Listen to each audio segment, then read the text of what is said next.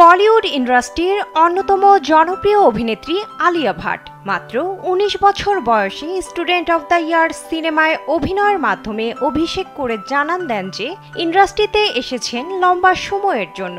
সম্প্রতি সুখবর দিলেন আলিয়া, জানালেন নতুন প্রজন্মের তরুণ তরুণীদের কাজের সুযোগ করে দিতে চান তিনি। ভারতীয় গণমাধ্যম সূত্রে জানা যায়, ওটিটি প্ল্যাটফর্ম অ্যামাজন প্রাইম ভিডিওর সঙ্গে কাজ করতে চলেছে আলিয়ার প্রযোজনা সংস্থা ইন্টারনাল সানশাইন প্রোডাকশন। যদিও এই প্রথমবার নয়, এর আগেও অ্যামাজন প্রাইম ভিডিওর সঙ্গে কাজ করেছিল আলিয়ার সংস্থা।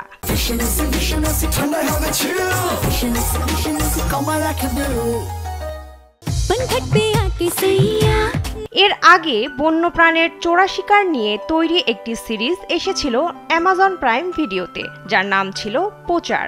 সিরিজটি প্রযোজনা করেছিল আলিয়ার প্রযোজনা সংস্থা। এবার নবাগতদের সঙ্গে করে নতুন প্ল্যান নিয়ে আসতে চলেছেন আলিয়া। জানা যায়, ৪ জন তরুণ অভিনেতা অভিনেত্রীদের নিয়ে তৈরি হবে নতুন একটি ওয়েব সিরিজ, যার গল্পটি হবে কলেজ ক্যাম্পাসকে ঘিরে। ইতোমধ্যেই প্রাক প্রযোজনা পর্বের কাজ শুরু হয়ে গেছে। এই বছরের শেষের দিকে শুরু হবে এর শুটিং।